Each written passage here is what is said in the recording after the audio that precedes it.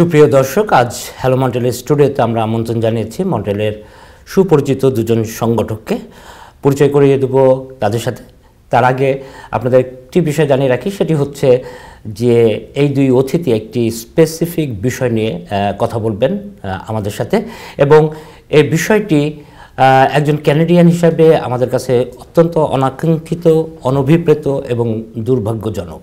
এবং সেটি ঘটেছিল গত 8 জানুয়ারি, যখন আমাদের সবচাইতে ভালো বন্ধু এবং প্রতিবেশী দেশ যুক্তরাষ্ট্রে তারা যাচ্ছিলেন, এবং সেই ঘটনাটি ঘটেছে বর্ডারে ইমিগ্রেশনের অফিসারের সামনে।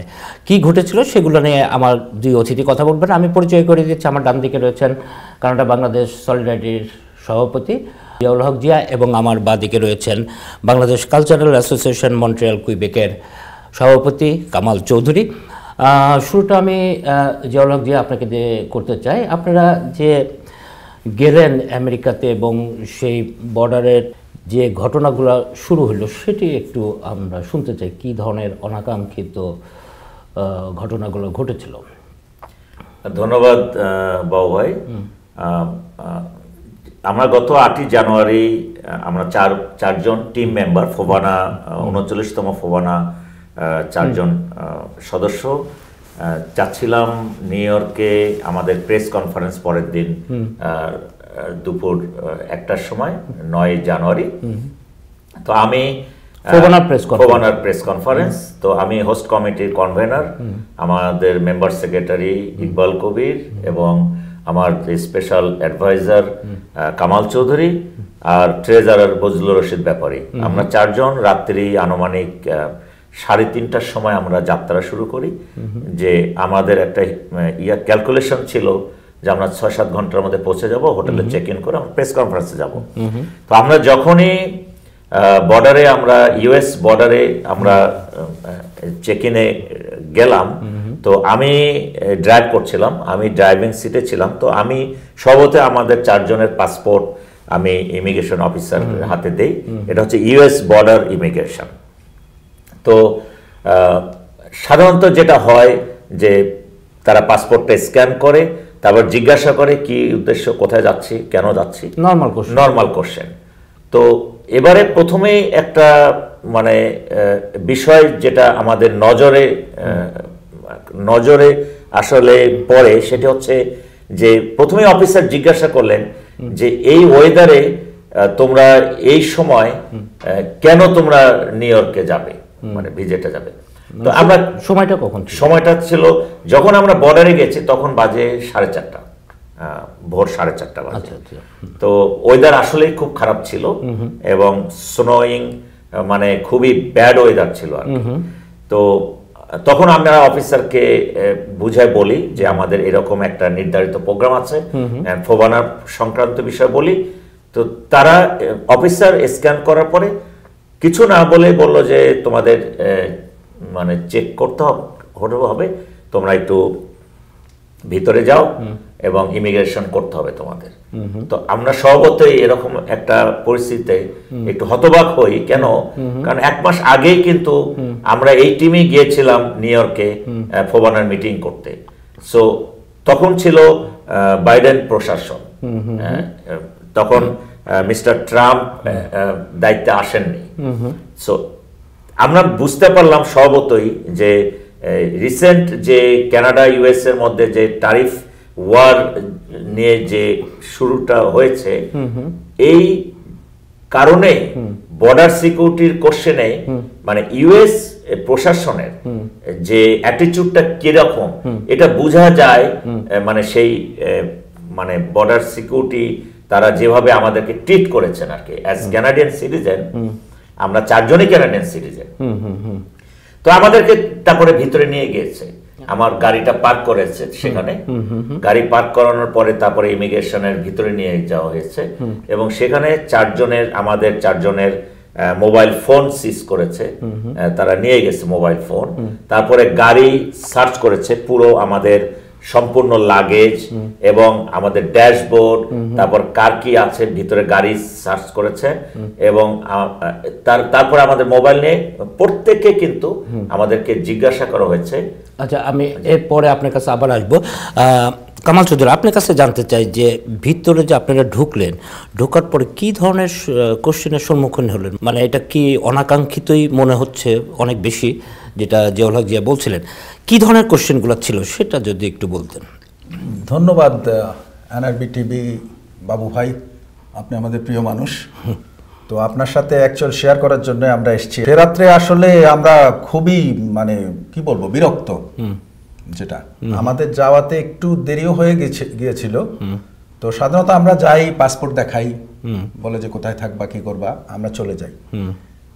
এটা সবসময় নর্মাল কোশ্চেন। তো সেদিন যে ভাই গাড়ি চালাচ্ছিল, আর যে ভাইও যথেষ্ট বলেছেন যথার্থ, ওই দিন আমেরিকার ওই সাইডে কিন্তু ওই রাত্রে কিন্তু অনেক ঝড় হয়, তুষার ঝড়। তো সেটার জন্যই জিজ্ঞাসা করতেছিল যে তোমরা কেন যাবা এই খারাপ ওয়েদারে, কোথায় থাকবা। তো মেইনলি তো আমরা আসলে যাচ্ছিলাম ফোবানোর জন্য, এটা তো আগে থেকে জিয়া ভাই বলছে। তো তিক্ত অভিজ্ঞতা যেটা, যে আমাদেরকে নিয়ে গেল, নিয়ে যায় ফোন সুইচ করলো, ইয়ে করলো, তারপরে আমাদের মোটামুটি সবাইকে আর কি এমনভাবে জিজ্ঞাসাবাদ করতেছে, এটা আমরা আসলে আশা করিনি, খুবই বিরক্তিকর আর কি। তো এটা আমরা তারপরে বুঝতে পারলাম যে ক্যানেডিয়ান হওয়াতে, এবং এমনও জিজ্ঞাসা করছে যে তোমরা কিভাবে সিটিজেন হইলা, তো এটা তো ওদের কাজ না। আমি 25-26 বছর সিটিজেন কানাডায়, আমি কিভাবে আর সেম পাসপোর্টেই আমি কিন্তু এই সেম পাসপোর্টে 10 বছরের ভ্যালিড পাসপোর্ট, এটাতেই আমি কিন্তু অ্যাটলিস্ট 8 থেকে 9 বার গেছি, 9 বার আমার, হ্যাঁ 9 বার। তো কখনোই কিন্তু গাড়ি থেকে নামতে হয় নাই, কখনোই। ইভেন করোনার পরে ভ্যাকসিনের যে ব্যাপারটা ছিল, তারপরেও কিন্তু নামতে হয় নাই, যেহেতু সমস্ত কিছু রেডি বা ইয়েতে। তো আমার কাছে খুবই খারাপ লাগতেছিল। আমি জিয়া ভাইকেও বললাম যে জিয়া ভাই এরকম তো ইয়ে করো না, আমার মনে হয় আমি জিজ্ঞাসা করবো হোয়াটস গোয়িং অন, তোমরা এটা কেন করতেছো। তো সর্বশেষ বুঝতে পারলাম আসলে যে নিউ অ্যাডমিনিস্ট্রেশন, যেটা ডোনাল্ড ট্রাম্প বলেন, আর আচ্ছা সেটাতে আমি পরে আসি। আমি স্পেসিফিক কিছু কোশ্চেন বলেন যেটা আপনাদেরকে মুখোমুখি হতে হয়েছিল, মানে কি ধরনের কোশ্চেনগুলো ছিল? স্পেসিফিক বলতে যে আমাদের এক বন্ধুকে জিজ্ঞাসা করতেছে, তুমি কোথায় কোথায় গেছো, তুমি কেন কানাডায় আসনি আগে, সে দীর্ঘদিন পরে আমেরিকায় কেন আসনি, আমেরিকায় আসনি কেন। তো এটা আসলে প্রশ্ন হতে পারে না, আমার দরকার না হলে আমি কেন যাব, আমার দরকার বলে আমি তো লাস্ট মান্থেও আমরা গেছি। তো এগুলো আসলে অবান্তর প্রশ্ন, তাই না, যে কেন আসনি এবং কোথায় গেছো 30 বছর আগে, সেটাও জিজ্ঞেস করার সে অধিকার রাখে না। আমরা তো সিটিজেন, এবং আমরা তো এর আগেও গিয়েছি, আমরা তো কোনো ক্রিমিনাল নাই, ক্রাইম রেকর্ড নাই, তাই না, আমরা গিয়েছি আসছি।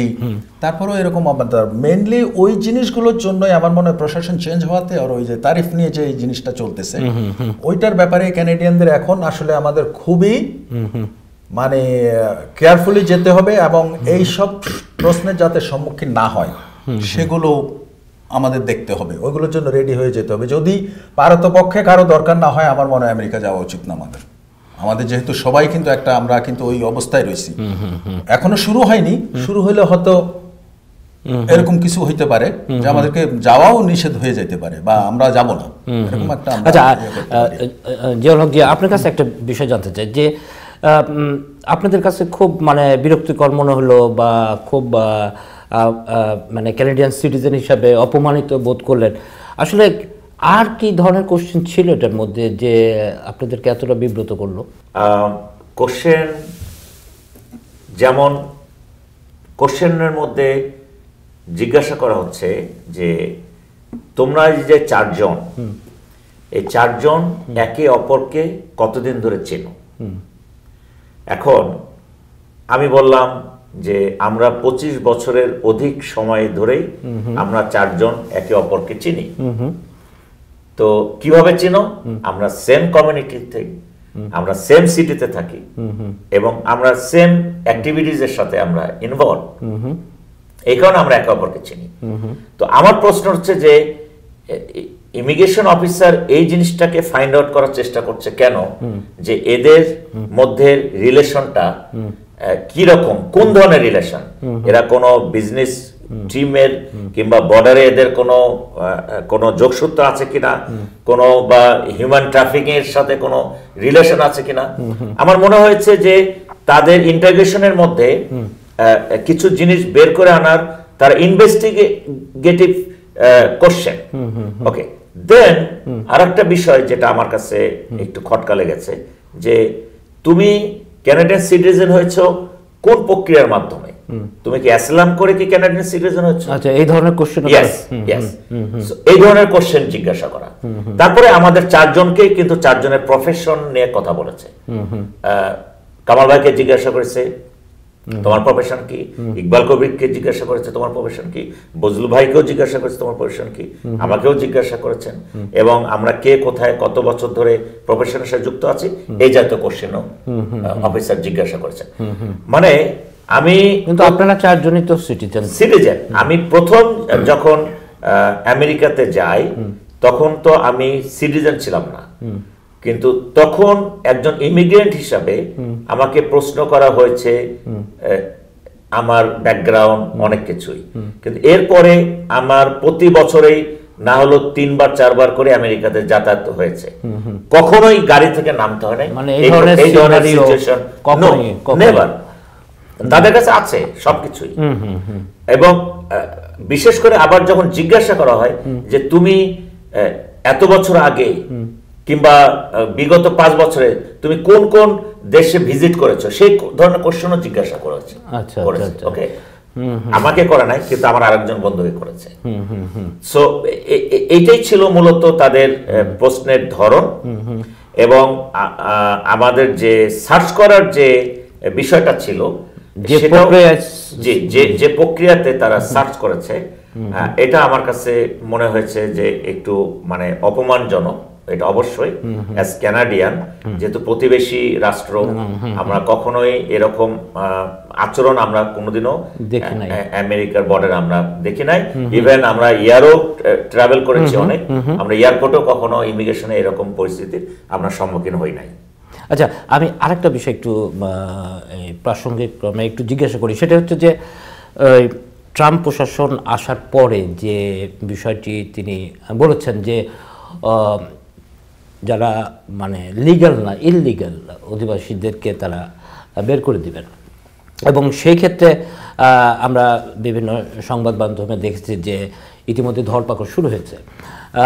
আপনারা তো নিউ ইয়র্কে কনফারেন্স করলেন, সেখানে তো প্রচুর বাংলাদেশি আছে, তাই না? তো মূলত জ্যাকসন হাইটে গেলেই দেখা যায় বাংলাদেশি, মানে প্রচুর বাংলাদেশি। এবারের চিত্রটা কেমন দেখলেন সেখানে? চিত্রটা হচ্ছে একেবারেই ভয়াবহ। আমরা 1 মাস আগে নিউ ইয়র্কে জ্যাকসন হাইটস, বিভিন্ন তারপর জ্যামাইকা, এই কামাল ভাই, আমরা ইকবাল ভাই, আমরা কিন্তু মিটিং করে আসলাম। তখন এই ঠান্ডার মধ্যেও আমরা রাস্তাতে মানে গাড়ি চালাতে পারি না, পার্কিং পাই না, শত শত মানুষ ফুটপাতে জ্যাকসন হাইটস আমরা দেখি। এবারে আমরা তো মানুষ দেখি নাই এর অর্ধেক, এবং প্রত্যেকটা সাংবাদিক, যেহেতু আমরা প্রেস কনফারেন্সে গিয়েছি, আমাদের প্রশ্নই ছিল সাংবাদিকদের কাছে যে এই পরিস্থিতিতে আসলে আমাদের কমিউনিটির মানুষরা কিভাবে মানে চলাফেরা করতে পারছে কিনা, যাদের হয়তো স্ট্যাটাস নাই, কাগজ নাই, এবং প্রচন্ডভাবে ভীত, এবং কেউ যাদের কাগজপত্রের সমস্যা আছে তারা কেউ বাড়ির বাইরে বের হচ্ছে না, এবং তারা ওই যে চায়, এই জন্য রেস্টুরেন্টগুলিও কিন্তু ফাঁকা।